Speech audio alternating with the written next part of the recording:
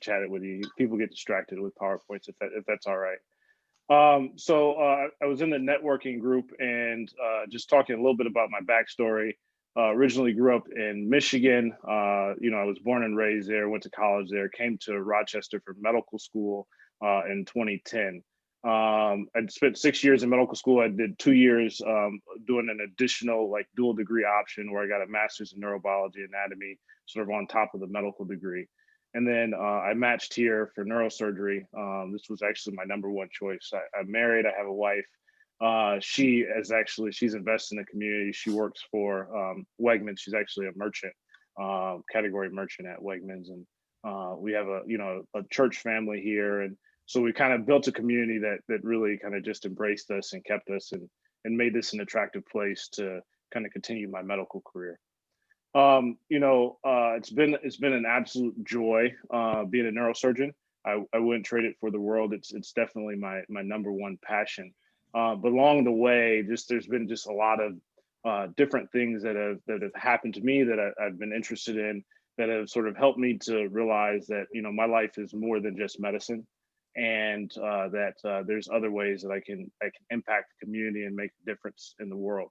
And one of the things I've been interested in for a very long time is just promoting underrepresented groups in medicine, even outside of medicine and business and in other different aspects of the world, and just sharing their stories.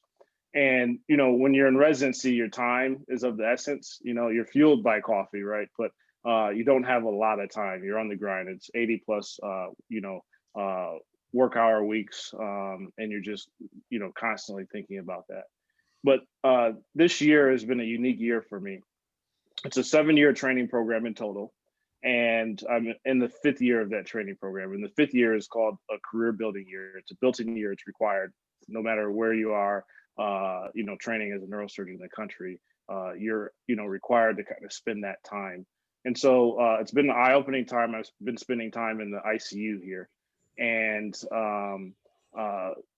it overlaps with just actually a lot of unique circumstances that are happening in our nation. And probably none of you even thought that you would kind of hear this story when you logged on about Bold and Gritty. But when I started off my time in ICU, I'm in a neuro ICU, and I get an email from the university president that basically starts off, Daniel Prude, say his name. And immediately I was like, what's going on? Who is Daniel Prude? And I learned of what had happened to Daniel Prude and how he was murdered at the hands of police. And again, not to make this a political thing, but once I heard that last name Prude, I was like, that's a really familiar last name. And I talked to my dad, and I actually recognized that he was my cousin. Ooh. And I didn't even know it. I didn't know he was visiting Rochester. I didn't know I had other family in Rochester, and he died on the very same unit that I was working. And that was just a tremendous burden for me to bear, because to have family in a city that you didn't even know existed. And I normally serve as like an advocate in medicine for my family. If somebody's in the hospital, they call me, they can ask me questions. I had no idea that he was even in the hospital the first time. If I would have known, could I have reached out to my colleagues in psychiatry? Could I have advocated for him to not be discharged? Those things weighed really heavily on me, and I actually wrote about sort of my experience and published it. But sort of in light of that, and the recognition that this hit a lot closer to home than most, and there's the media portrayal of African American men is really fetishized, especially around the police brutality.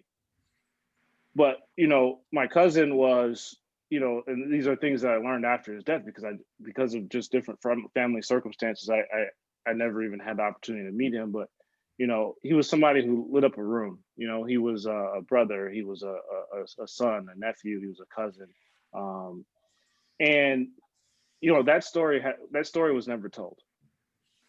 And stories of lots of African American men have not been told, and we've been portrayed, unfortunately, in a negative light, and we're underrepresented in medicine and all different sort of aspects and industries. And in light of all of this and other things that were going on in my life, a buddy came to me and he said, David, I think you're one of the grittiest people I know. You've overcome a lot, you're dealing with a lot, you're still, persevering, you're still grinding.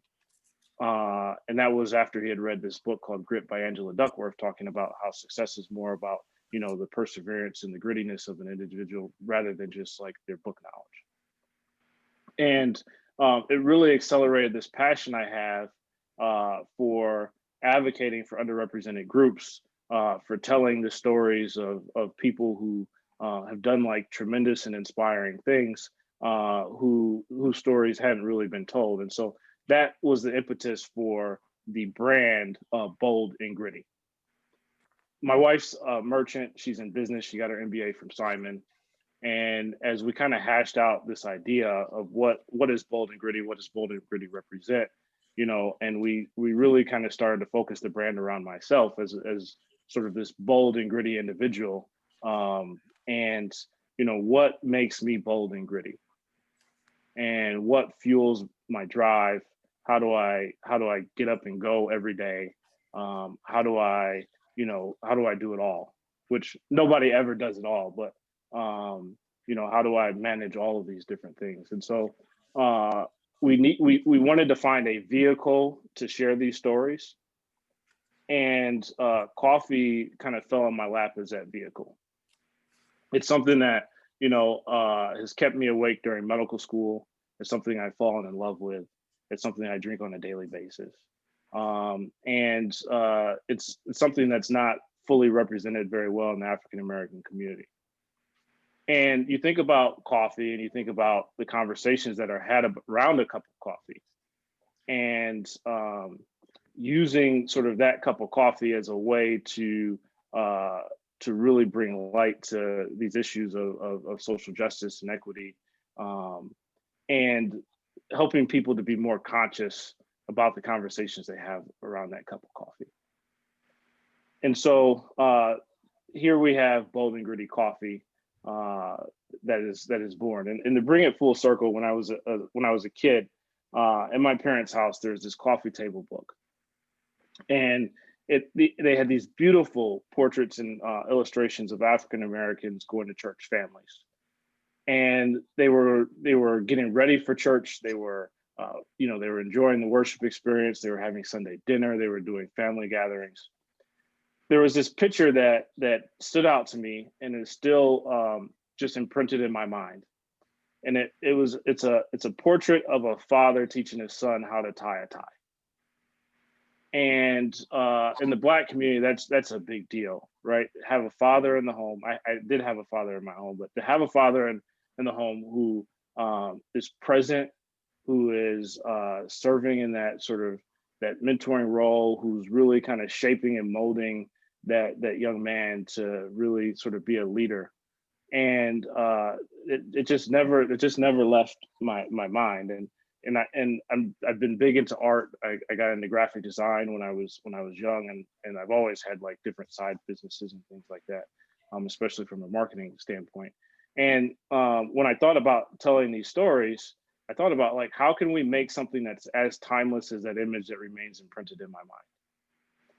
Right now there's Instagram, there's all these things, and they're all fleeting, right? These things, they pop up on the internet, they go viral, people see them and then they forget about them. They don't stick with you like that image stuck with me. And so, as we thought about sort of how do we combine all these things, and again, using coffee as that vehicle, we thought about what would it look like if we sort of developed a coffee table book that sort of went in line with the brand. And how do we tell the generation of this story? The generation from the 1960s and the civil rights movement, those stories have been told. And so what we decided to do is to highlight a group of really successful African American men. These are cardiac surgeons, neurosurgeons, business owners, creatives, people from all different segments and industries. And what we've done is we have basically taken high quality photos, done exquisite sort of graphic design backgrounds. We've fleshed out their stories, and right now we're putting them up on our blog and on Instagram. When you purchase a cup of coffee, one of these stories comes with it, and when it arrives at all packaged up nicely, and you get your coffee, you also get a story, a very inspiring story of someone who's overcome against all odds, someone who embodies the bold and gritty lifestyle. And the compilation of all of these images and stories is actually going to find itself in a well done coffee table book. So as we build out the brand, as we build out the stories, as we build out the following, we're able to tell the story of this generation. And again, it brings it full circle, and especially in the era of like COVID, while people are having like coffee at home, right? You think of a coffee table book sitting in a living room with a family, or just a few people, if in a safe fashion. But you think about that coffee table book being the center piece of conversation around that cup that you're drinking, and inspiring the next generation of individuals to be bold and gritty, and to really just make an impact in the world.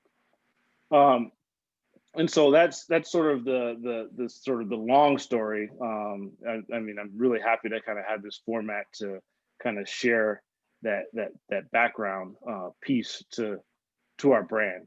Um, it's something that we've really been excited about, just kind of curating these stories and this narrative, and at the same time developing really robust and special coffees that make people smile. We're bringing it to the home, right? Because especially during this era, you're not, it's a little bit harder to get to the coffee shop. A lot of places are still open, but it's a different experience. So we're bringing that personalized experience home, with the specialty coffee that you're going to do, in a pour over fashion, or you're going to do the French press or AeroPress or whatever your methods of brewing at home. We really want to emphasize the unique nature of coffee, from the way that you brew it, the way that you have conversations around it, the way that you share your space, all of these different things. So that's kind of a start. We have other products. Again, we're a coffee focused lifestyle brand. So the other products are, again, emphasized around enhancing the bold and gritty life. So one of the things that I do is I frequently journal. I'm always mapping out sort of a vision for my future. What does life look like? How do I process things? It's how I dealt with the death of my cousin. And actually my writing from that was published in New England Journal of Medicine. But all of that really kind of started with journaling in a notebook. And so the bold and gritty notebook, I don't know if you can see, is it's a very high quality notebook. It's embossed with our logo on the front. It's in collaboration with Brothers Leather Company. And we like to think that it's like a modern take on sort of the notebooks of revolutionary thinkers, especially from the African American community from the 1960s to now. That's kind of how it's marketed as a way to kind of inspire people to really get their thoughts out on paper, and to make them happen. Another thing that sort of goes hand in hand with the bold and gritty life is usually whenever I'm studying or reading or doing anything of really significant importance, I light a candle. And so we have a line of hand poured soy wax candles. They're named. Their names are meant to sort of give you strength. So this one is named Courage. And so on each candle, there's a definition: the mental or moral strength to venture, persevere, and triumph over danger, fear, or difficulty. And this one smells like sandalwood, amber, dark musk, and coriander. It just kind of sets the atmosphere. I think this is probably a good time to kind of just open up to questions, kind of chat, maybe about our business model, how we market ourselves, how we get out there, the different coffee that we offer. Hopefully this would just be kind of an interactive opportunity. I can learn something from you all. It looks like some of you I was talking to Paul in the networking portion. Some of you have experience with coffee. Many of you, I'm sure, are daily coffee drinkers. And so I'd like to open it up for just, I guess, dialogue and just continued conversation. Hey, David, I've Yes. heard lots of presentations. That is one of the best. I would agree. Thank you. Yeah, very good. And let me tell you, you nailed it in a natural way. You fortunately you dismissed PowerPoint, death by PowerPoint, and then you proceeded to tell a story in limited time. Yep. And boy, does the story resonate. So let me just tell you one thing that's really cool is when you think about the origin of coffee and origin of our species, they all occurred in the same place in East Africa. Yeah. Where the shade of skin is a little different from the dominant culture in this country. Yeah. And we owe a lot to, from Ethiopia, Kenya area. Yeah. But well done. I look forward to getting to know you. And Thank you. I'm glad you're stuck here in Rochester. Are we just gonna, if I can just jump in, I guess that's what we're doing. So first of all, I've actually seen your website. I don't know where, but didn't we hear about this last week, Josh, that David was coming or something? Because Yeah, I've been talking about it since a while, right. since Stephanie connected with them. So here's I just have two questions. One, I don't see pods available for my Keurig. Okay. Is that gonna come soon? That probably is like 6 months to a year out if we launch it. I think the issue with the pods is the cost of entry as a startup. And then the second thing is figuring out sort of how it aligns with the brand. And I know that there's a huge kind of following of individuals who love the pods. And it's a great, 100% great market to tap into.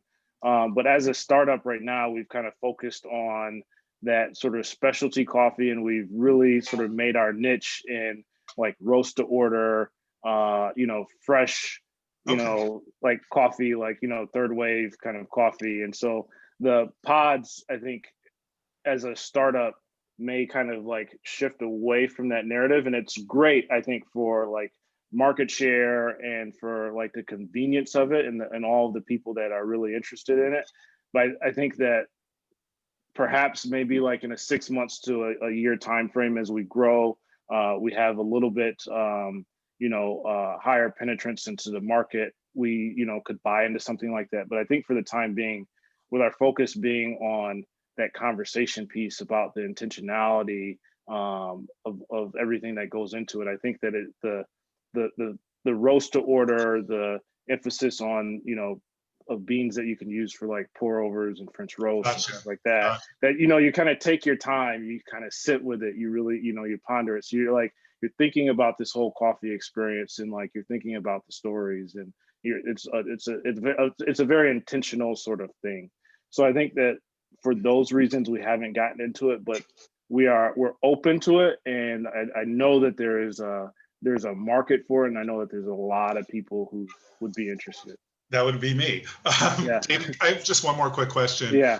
I noticed your logo is a man on a horse. Yeah. I didn't understand. I heard your story. I don't understand the logo. Yeah, no, it's okay. So yeah, I didn't connect the dots there. So this stems from a conversation that I had with my wife when we were kind of initially thinking about the brand. And again, we're telling these stories, right? And they're unique stories. Some of these kind of stories that you never heard. Some people, may have never met a neurosurgeon, let alone a Black neurosurgeon. So I asked my wife, I said, hey, what is one thing that really you don't typically see an African-American doing? And she said, riding a horse. And I said, okay, that's really interesting. That's powerful. And when I thought about the branding and I thought about what in the world would be like the boldest and grittiest statement, right, for a brand of that name, was a Black man on a horse with his fist raised. And it's a subtle thing that, like, unless you're actually looking for it, you don't really like pick it up. You're just like, oh, that's neat. That's cool. It's a guy on a horse. But the significance of it for the brand is really special, right? It's about doing something that's not ordinary. And it's about really expressing ourselves in a confident and powerful way. And I think it's just it's a beautiful thing. Thank So you. yeah, that's the story behind the logo. It was kind of it was just like the boldest and grittiest thing I could think of, and we made it a symbol of our brand. Nice. Thank you. So I'll give you somebody to check out on Instagram, or at least a channel. Compton Cowboys. Yeah. You know them? Yeah, I Or know them heard of them at actually. least? One sec, give me 2 seconds here. Oh, it's not readily on my bookshelf that's down here, but actually I just purchased their book. Nice. Yeah, it's it's a good group of folks out there, and they've been doing a lot of things to raise awareness, especially around like voting. I know they put a video out where they were like riding around in Southern California and trying to get people to come out and vote, and just promoting a different narrative. In sort of in doing this, I've actually, especially going online, being on Instagram, I found like a huge community of African Americans interested in like sort of and horses and the equestrian lifestyle. And I actually fell into an opportunity to have an IG live with he's a guy who's an actor and a dancer out in LA. He's called the Brandon Alexander. And he's a huge African American equestrian, and we ended up talking about sort of equestrian equestrian wellness, which is a thing actually that I didn't even realize. And actually, University of Rochester has a program, but like patients with traumatic brain injuries and other sorts of things, can do like rehab and therapy with horses, and it's been an amazing thing to kind of like find all these like niche communities, around the U.S. Awesome. Now, how long has Bold and Gritty been around? For like 6 months? No, for 6 weeks. 6 weeks. Yes. All right. This is COVID Steph, you found them right at the beginning. You got like the first bag of beans.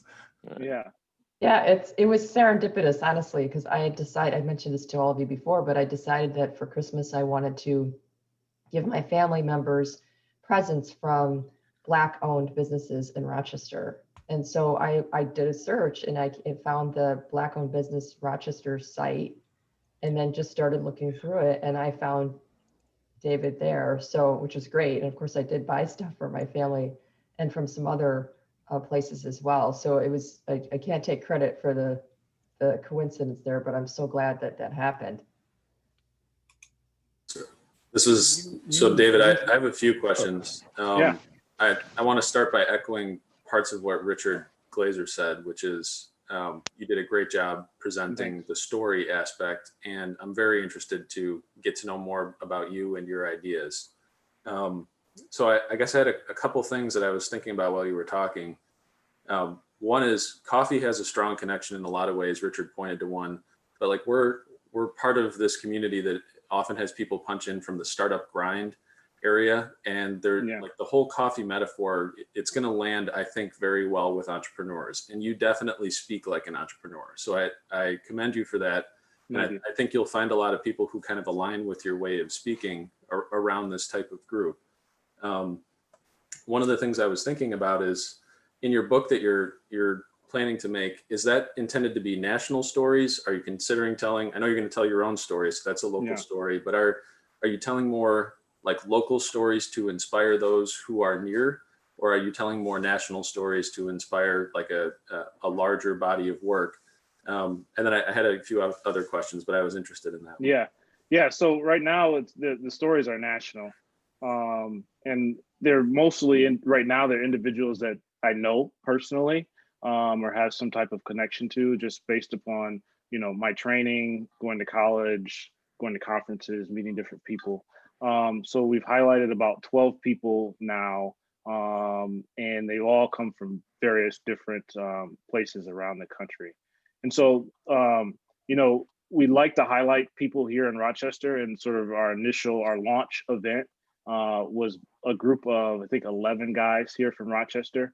And we all went out to a horse's friend and did some horseback riding, which was like amazing. We like documented it with photographs and everything like that. So, we launched, and we kind of started with folks here in my own background in Rochester. But the I think it's something with national appeal. And so I'd like to highlight stories of folks, not just from Rochester, but all around the country. So that's good to know. And I think that's cool. One of the places where my mind goes is I'm aware of a few local connections that you might be interested in for a variety of reasons, but I don't exactly know what you want to do next. So I have a few in my mind, but I don't want to connect you with people that aren't lined up with what you want to do next. Yeah, that makes sense. So what do you want to do next? Yeah. So, obviously we want to grow out the sort of the coffee based business. And so, ideally we would build out some more like business to business relationships. So right now we're basically business to consumer, and we're spending most of our time marketing on Instagram, Google ads, these sorts of things. As places open up, we're thinking about like African-American, like cafes, diners, majority owned cafes, diners, businesses. I'm thinking of like the hospital, right? When I walk into the hospital, the coffee that's in the cafeteria is terrible. There's Finger Lakes, which is good, but it's like a separate side alone, like, standalone shop. But within the cafeteria of the hospital itself, it's just the quality is terrible. So like figuring out how as a business we can kind of get into those spaces is the next step for me. Hey, So with all due respect, I would not spend much time on Rochester. You do it and you test. You have a story and potential to really blow this out. An influencer, if someone picks it up, a national celebrity, there's a story here of magnitude that is really promising. You know Kehinde Wiley, I put it in, he Obama's portraitist. You know about his latest work in Richmond? So it's very similar. So there was some inspiration driven from that. And that statue, the fist is not raised, but I definitely, when I was doing sort of the background research for the brand, it's something that had popped up. So I mean, it's so inspiring, and the images. And I don't know if anybody's actually gotten a chance to check out the blog or our Instagram with the featured portraits. But his artwork serves as an inspiration for like the style in which we do the portraitures. And so, he uses, there's an emphasis on like a lot of bright colors, a lot of bright imagery, floral patterns. There's this like dichotomy between sort of the rough and tough, picture of like African Americans and like the softer, notes of like the floral background. So those of you who are not familiar with him, there's a piece of his artwork in Mad, and it's juxtaposed to a piece from the Renaissance era, Kehinde Wiley, and it's right near the FUA collective wall that's dedicated there. I encourage everyone to go out of their way. But he created a sculpture near the park along that has been home to the Confederate statues that have been very newsworthy recently in Richmond, and it's an African-American man on a horse depicted with the same style and flair, modern more. And so I guess I have a few more questions now. Richard always has really interesting things to say. So I guess some of what I'm wondering is the kind of next steps you're talking about. If a few of the connections might be better tailored to either telling the story that Richard is pointing to, and I kind of have some ideas on that front, but it sounds like you're already well into that, and that maybe trialing out your coffee product could be done with some existing structures that are already in place. So two names instantly came to mind. One is Melissa, who is currently on this call and runs the chocolate mindfulness experience, where it seems like you're kind of talking about a coffee mindfulness experience. And the other is Adolf, or 80, who's part of the Startup Grind and WeFunder community. And Adolf and I were kicking around an idea of starting a coffee shop downtown. And this was a few months ago, so I don't know exactly where the progress has been. He's been across the country, that had a Black business run incubator above it, so that you would have a coffee shop downstairs, and then people Yeah. kind of coming up with the business ideas upstairs, which I Huh. thought was this really cool, like mental image. If you think about it, like the coffee Yeah. you take into your mouth and then the brain kicking off on the next higher Yeah. level right up above that. Yeah. And it seems like you're kind of speaking the language of innovation and kind of the Compton Cowboys is like this kind of disruptive mindset. And I Yeah. wonder if that would be aligned to what you're trying to do with your brand. Yeah, no, that would be really awesome. You know, when we think about physical spaces, that's very close to what I have, you know, what I'm imagining Bold and Gritty to kind of look like down the future as a physical space, in addition to kind of like our online presence. Yeah, David I'd be Pawan happy here. to make that connection. And I Yeah. took up too much time, so No, you're fine. I'll sync up with you. Yeah. What's the best way to contact you, David? Is it I'd be happy to leave my cell phone in the chat or my email as well. You know, I'll just type that in now, and then Great. folks can get a hold of me. And then we're also here every Wednesday, so we'd love to have you back Yeah, as a Absolutely. regular, semi-regular, decaf, whatever variety works best for you. But just please Yeah. promise you won't do a surgery while you're on with us. oh yeah, Some show and tell isn't needed. yeah. Yeah. I'm blessed that the holiday week I've like kind of reached enough seniority status that they actually allowed me to take this week off. So I'm on vacation from the hospital. So it's been a blessing to be able to kind of join you. Normally this is prime time for you know, rounding in the morning and getting ready for the operating room. Sure. I'm going to jump on what Matt and I just So said. David, I'm actually headed. Go ahead. I was just going to share. I'm heading to a meeting at Strong Ties, so I too have the connection with the U of R, and I Nice. did send you a message. Okay, so perfect. We will certainly connect, and Awesome. thank you so much for your presentation. Thank you. David, Yeah. Yeah, go ahead. sorry. Go ahead. Just one other thought, David. I'm new to this group. I've never joined before, but I'm over in Lewiston, which is not too far from Niagara Falls. Yeah, And I was wondering if you'd ever visited F Bites Cafe. I'll put I have the not. link in the chat. Okay, But awesome. It's essentially founded by a gentleman who reminds me a little bit of you. His name is Chef Bobby Anderson, and he kind of made himself a household name. He was on the chef. Shoot, I'm forgetting the what was it? Anyway, he was on TV on the Food Network. Nice. In a show, and he started this business called F Bites, and basically they are they're a small cafe.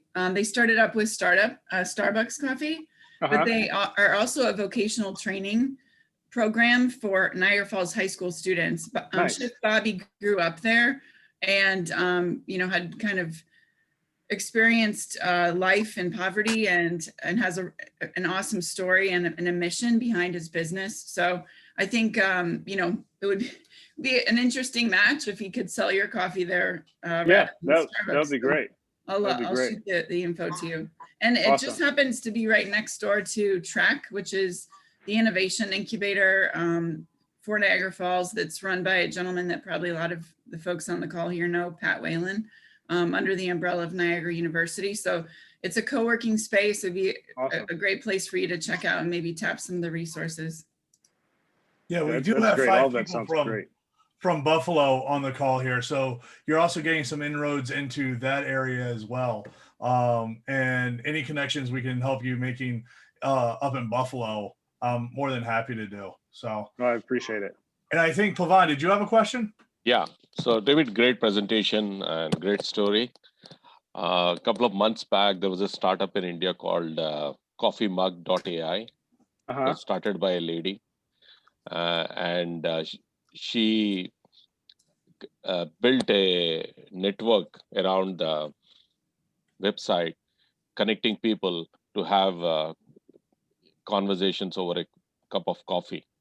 And initially, she approached me. I signed up. after a lot of reluctance. But later I started realizing how valuable their website was in connecting people.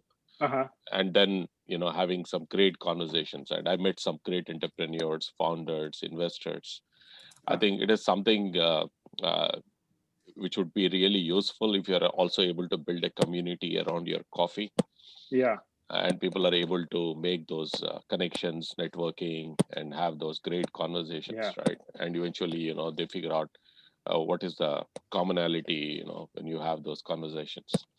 So if you're really interested powerful. to talk to her or something, I can connect you with her just to see like how she is driving and she is getting great traction in India. So every week she sends a very precise unknown person introduction, and we have a great conversation. So every week they send one person across to you saying, okay, here we found a great person with whom you would be interested to have a chat. And then they set up a time and all, and then you connect with the person and have a great conversation over a coffee. So actually that's really powerful. Yeah. I hadn't thought about that, but I can see the beauty in that, especially in today's modern, like in COVID, right? Like it's hard to have those conversations at a coffee shop right now. And how do you stimulate sort of that in like an organic fashion? Yeah. That's really beautiful. Yeah. Thank you for that suggestion. I like it a lot. Talk to her. I can introduce her to you. Yeah. David, some of us are going to be signing off soon, and I don't want to be remiss. And many of us are in Rochester, and we're deeply affected by what happened to your cousin. And seriously, I don't know. I'm sort of one step removed from. I don't know family members. How is the family doing? How are they holding up? So I think they're doing okay. So here's the issue, and we can get into that a little bit more, is that it's a portion of my family that I didn't know and I really didn't meet. And it's that stems from a lot of just issues with my family, with dealing with like substance abuse and mental illness. And that just portion of my family I never connected with. And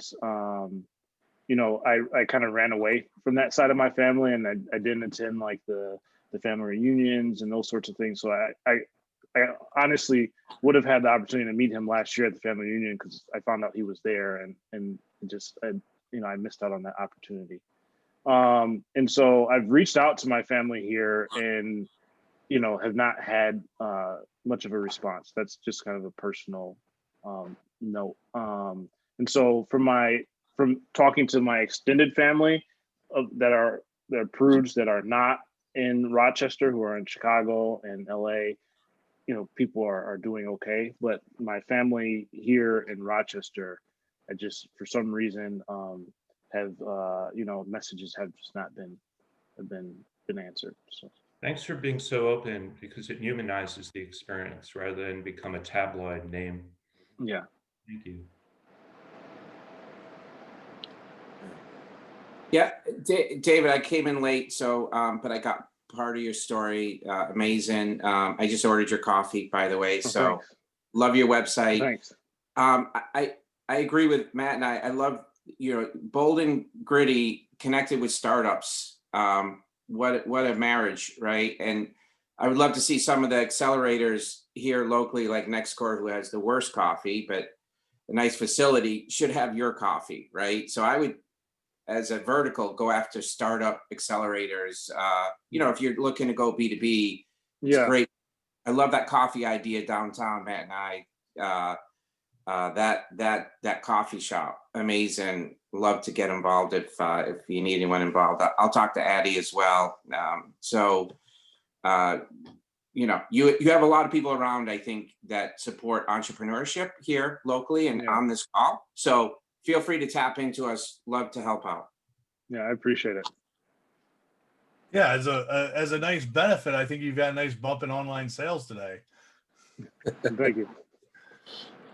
So going off of what I said earlier about the Buffalo contingency, they have a group that meets on Monday nights, talking about a lot of the race issues that we have going on, and that we are all better together. Kat and Naj, not to put you guys on the spot, but you're two people that really have been spearheading that group. So I don't know if you have a summary that you could give of the group, or if you want to just promote it a little bit more to everybody that's on this call. Sure. I'll speak first, and then Naj can weigh in for sure. Better Together is simply, for lack of a better term, we've a discussion group. We meet on Monday nights. We were formed shortly after George Floyd was murdered in late May, as a place to come and speak about some of the issues that were happening at the time, the protests, the Black Lives Matter movement, and realizing that the startup community is disruptive to the business world and disruptive to so many parts of our society in so many ways. Wanted to gather some like-minded people to see what disruption we could provide to disrupt systemic racism and disrupt some of the systems in place in our country and around the world to continue the separation between the advantaged and the disadvantaged in our culture. We've been meeting on Monday nights consistently for a few months now. Matt and I is another person on this call that joins us regularly, and Madonna's joined us a few times, Amber. And we continue to have pretty deep discussions about systems and racism, and learn and grow, and always looking for ways to disrupt where we can. And Naja's been a founding member with me as well, so I'll let him speak to his thoughts. And David, thank you. Inspiring story, and appreciate hearing what you're doing. Love the thoughtfulness, and just placed my first order. I'm going to try both kinds. Awesome. Yes, thank you, David. Thank you, Rochester, Buffalo Open Coffee Community. Thanks, Kat. And pardon me, I'm working with my son. His remote learning party is this morning, so please bear with me. But Better Together is, my perspective on Better Together is will probably be better understood by your story. You know what I mean? It's a very similar story. I come from the lower east side of Buffalo, so I understand very well. With the thing about something like Better Together, inspired by some like Kat, it would go on without me. But I really wanted to bring a presence of authenticity there. What this work would look like, who it's impacting, right? So, as an entrepreneur in my community, as a change maker in my community, I feel it my responsibility to be reaching wherever someone is saying that they're trying to develop some solutions for what we go through in those low SES environments. So I just wanted to make sure I was getting ideas and giving ideas within that space, and it's been a very safe, judgment-free, explorative space. And I'm really happy to say that I'm a part of it, and that it's a part of our larger startup community. Can I add a little more of my own perspective to that? Because I think that Better Together could be one of the best things that comes out of COVID-19, quite honestly. I think it is that impactful, and all of the things that Kat and Naja are saying are true, but it has also turned into this conversation point, from my perspective, for challenging very nearly every framework that you come to any conversation with. So there's really nothing that's not on the table. And what that means is that we're constantly telling stories and kind of conveying these different ideas, but there's also these kind of themes that are spinning out that turn into really interesting spaces to have conversations like what you're having, David. So as one example, I think Naja or Kat, you can correct me as to who originated this story, but there was a story within the last 3 weeks about how, especially the male to male interactions that occur around startup communities don't really have a method of facilitating easy conversation. And if you're in a traditional corporate environment, many of those discussions are kind of suppressed in this weird way. And I'm listening to you talk this morning, David, and I'm going like, your coffee is the solution, right? Like that's the problem statement kind of came up in this Better Together environment, but it wasn't necessarily about any one topic. It was more that we had explored that there's like this framework for living. And if you start to strip away and kind of like look at a minimalist take on this framework for life, like what do you identify as these core problem statements? And it's this like beautiful process of unpacking and reassembling all of these experiences that we're sharing in this very fascinating way from my perspective. And I'm honored to be part of it. That's awesome. Wow, thank you, Matt, and I appreciate that. Hey, you're welcome. Yeah, here. And I agree. David, the everything that you've brought together in Bold and Gritty is exactly the sort of trajectory that we're looking at, right? And finding ways to tell those stories. And I'm a coffee freak, so the connections are exploding my brain a little bit this morning. Thank you. I put my information in the chat a little while ago. I can re-enter it, but I'd love to be a part of your resource group, just to be a battery, another brain, and yeah, that'll be great. In the mix with you, if you know, for whatever you might need. So, no, Naj, you're not bold and gritty. You're more bold and smooth. That's because you know very little about the transformation, Josh. You have to learn how to pimp a butterfly, like Kendrick Lamar won that Pulitzer Prize. nice reference. I have another question that might be a little bit unusual, but it strikes me, David, I'm very interested to know what inspires you. Like what inspires you yourself as David Paul?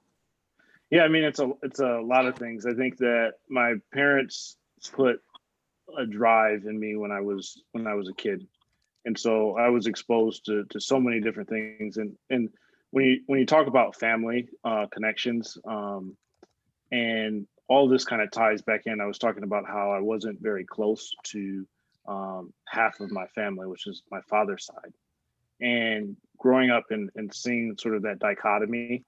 Seeing not necessarily being like extremely close to it, but just seeing the things that a lot of people, are just going through and struggling with. It's like at the young age, I was just like, that's not going to be my story.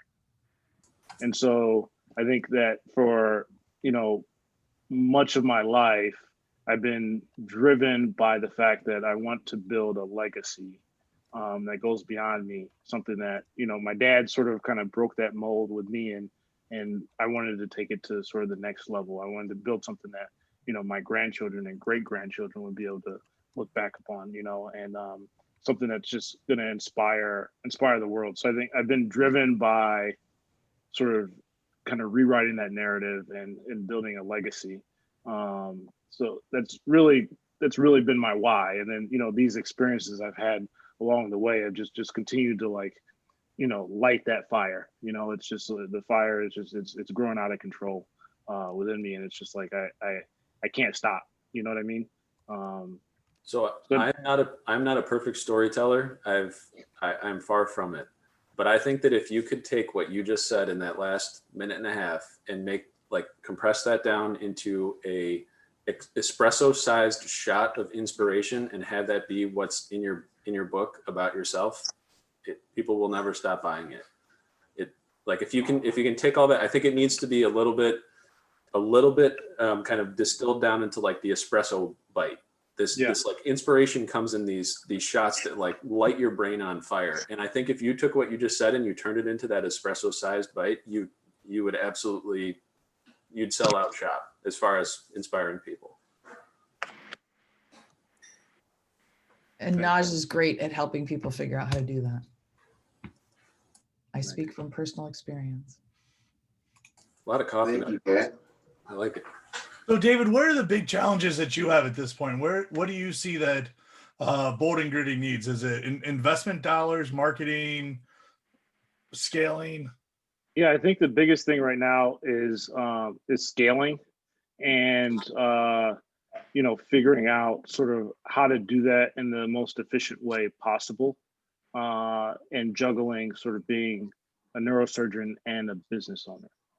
So, right now I have my wife and I, we're kind of business partners, and she has a little bit more flexibility, but I mean, as a merchant for Wegmans, I mean, she's working, very busy as well.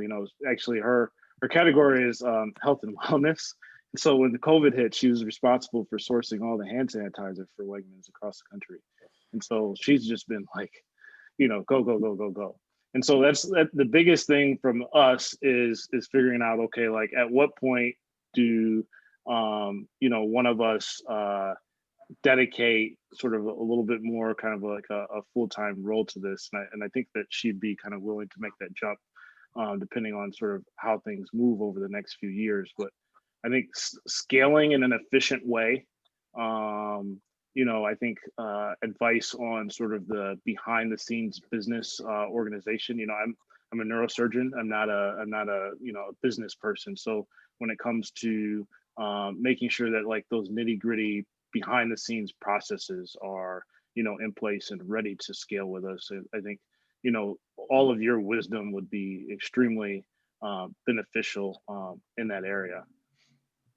Hey, David, so we can get you some free resources. I don't know if you heard of launchnewyork.org, but we have EIRs from Rich Products and other experts that can help you with your scaling at no cost to you, as well as we have a fund and a lot of support. So I think and you don't have to join, you can join all their accelerators and stuff.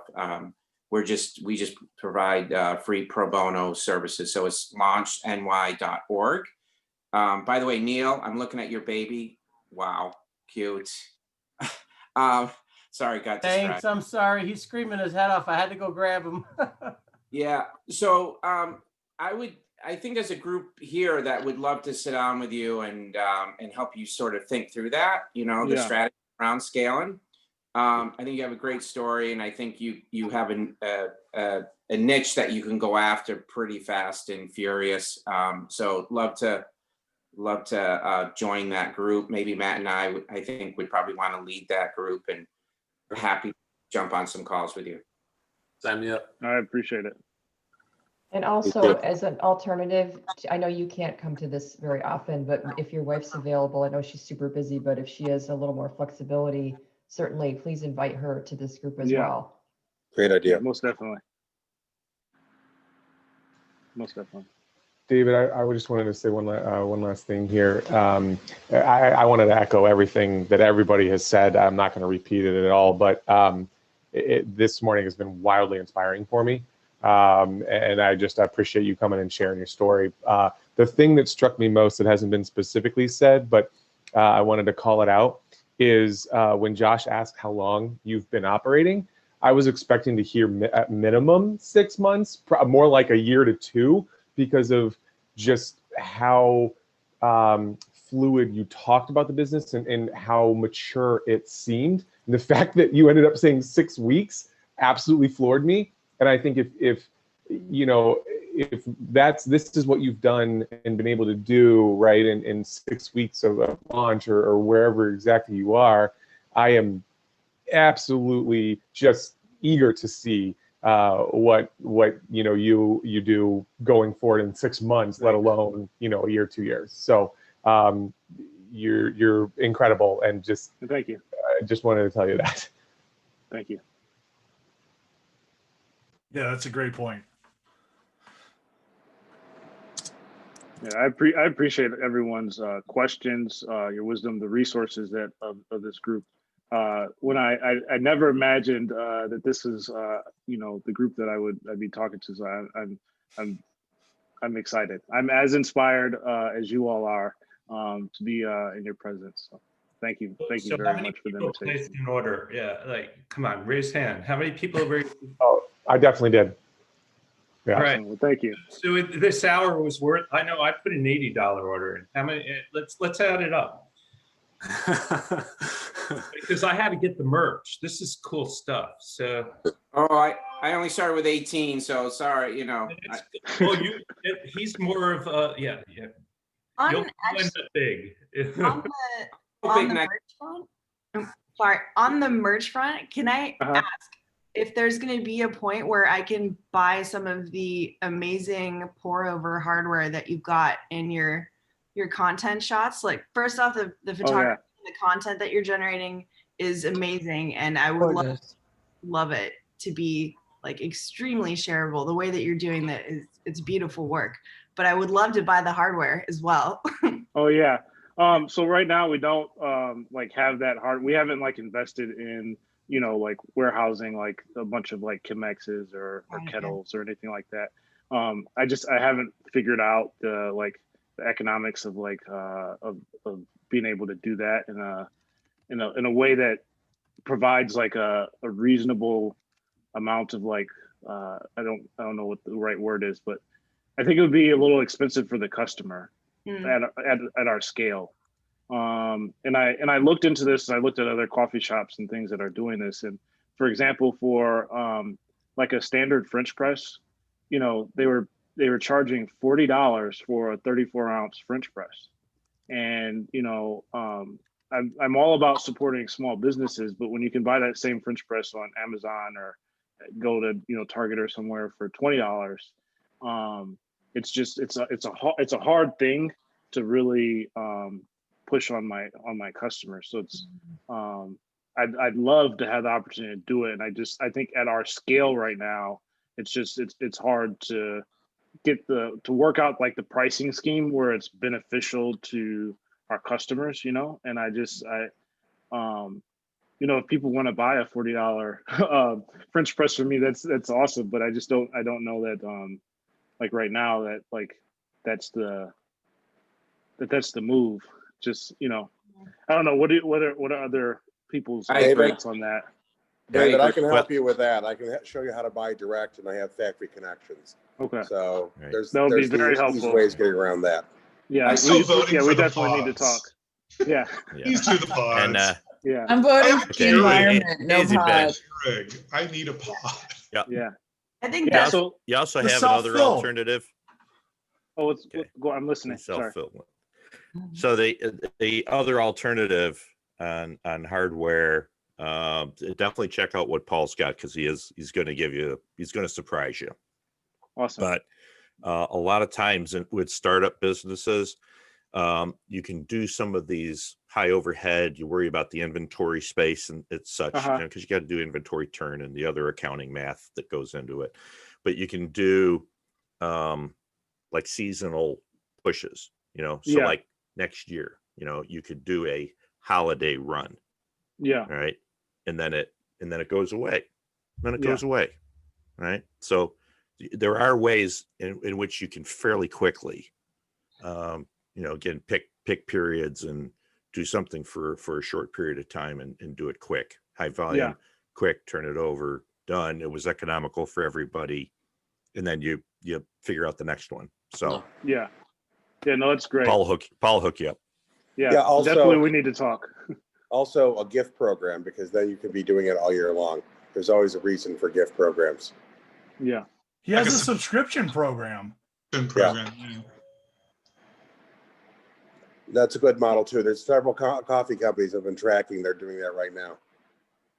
There's actually a website called Crate Joy that specializes in, it's like a marketplace for subscription boxes.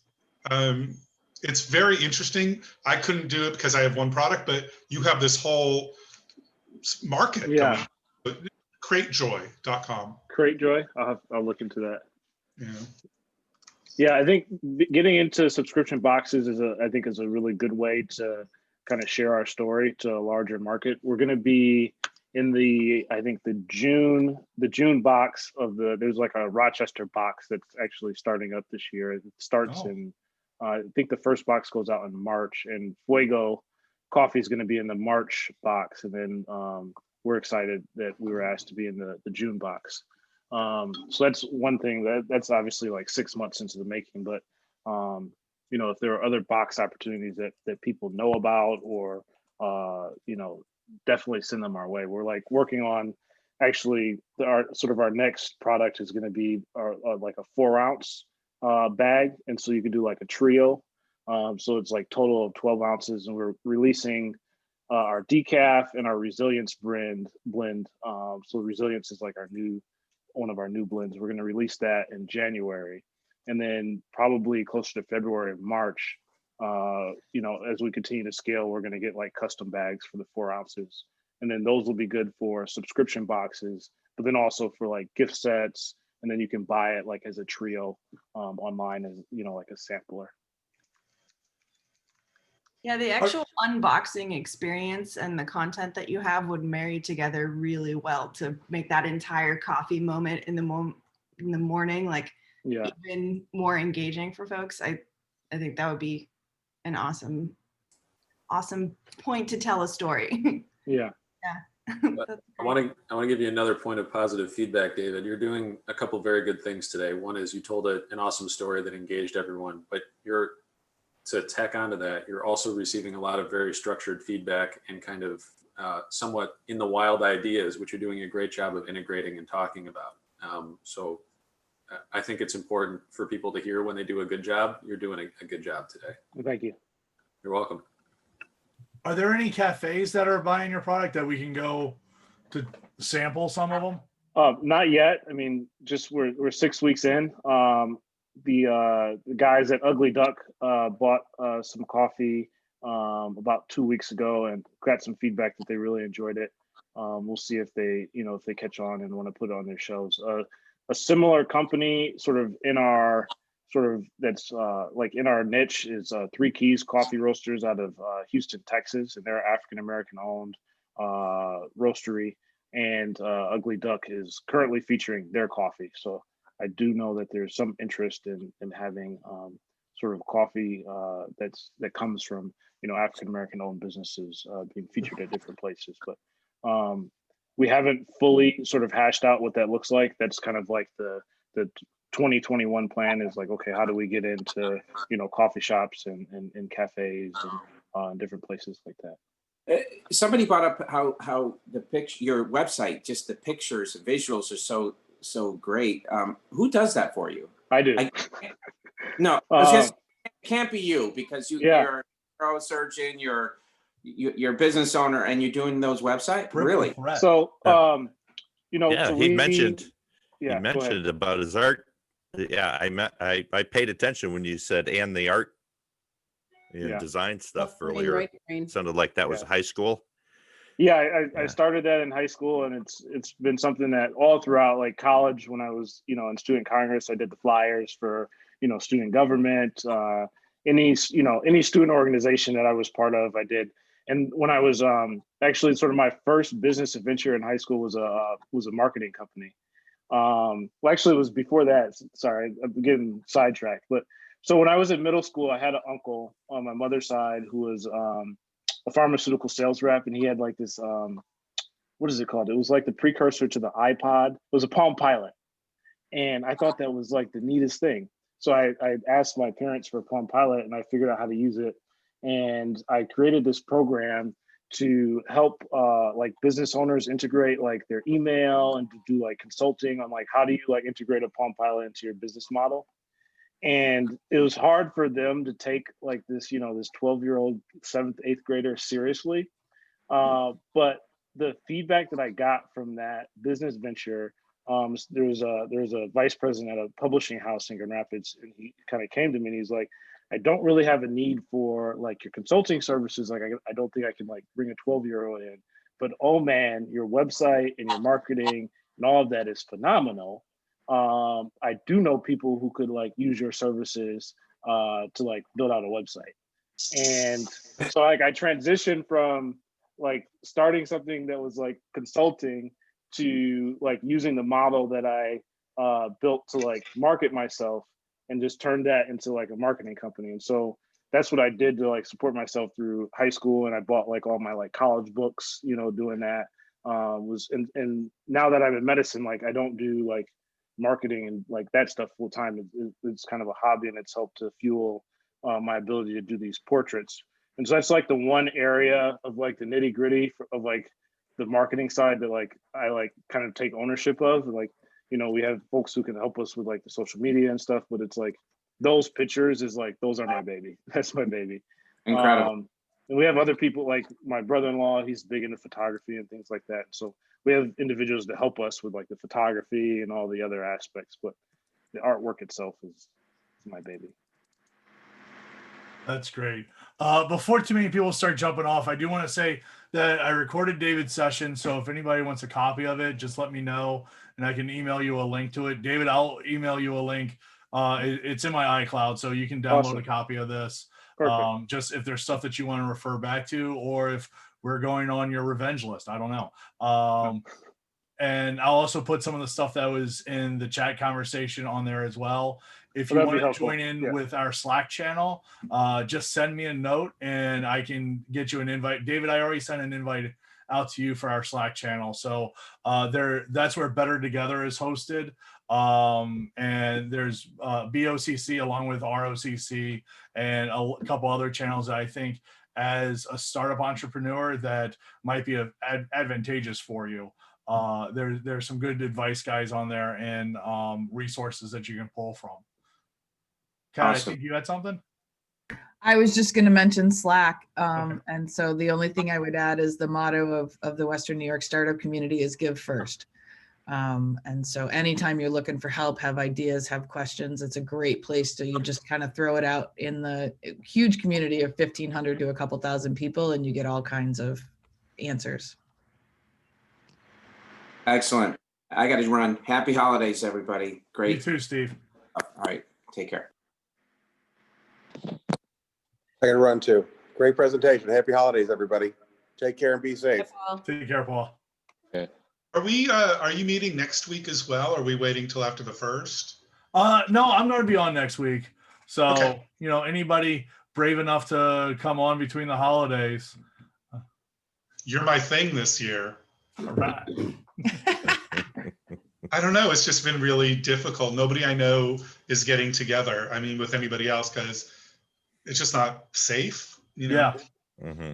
Yeah. Yeah. Yeah. For some, this is the social outlet. So. Yeah. Yeah, I'll be there BOCC has next week. saved my life. Yeah. So we can just have a pile, show we'll do show and tell what we got for Christmas, right? Here's my new tie, got new socks. Yeah. I don't have a guest lined up for the next 2 weeks. But after that we do. I've got we've got Amber is going to do a talk, I think the 13th, right? Yeah. And then Carrie's also going to do a talk on her business that week as well. Great. So all right, everybody. Listen, Yep. have a Merry Christmas and we'll see you next year. Yeah, happy holidays. Okay. Yep. you Same. too. I got to roll as Well, well. Thanks bye. Take care, everybody. Thanks for inviting me, Josh. Yeah, definitely. guys Thanks. later. I'm glad that you were able to make it, Kat. I thought this would be something that you'd enjoy and spend money at, apparently. Yeah, right. I got new stickers, I got new swag, I got new coffee to try that'll be delivered right to my house. Yeah, it was fantastic. And yeah, thanks guys. Have a happy Christmas, happy holiday. You And too. you gave us the Yeah, everybody. camera, Bye. literally. It's not Yeah. a Zoom meeting. Josh, so for Somebody's inviting. cat puts their butt in the camera. Yeah. Yeah. By the way, Devin, missed you at the last RPCN. So glad I could Oh yeah, I see wasn't you. able to make it. It's okay. Hey, you got to do your work. I had And a lot just of work to get ready for the board meeting that was following it. that was so. following up.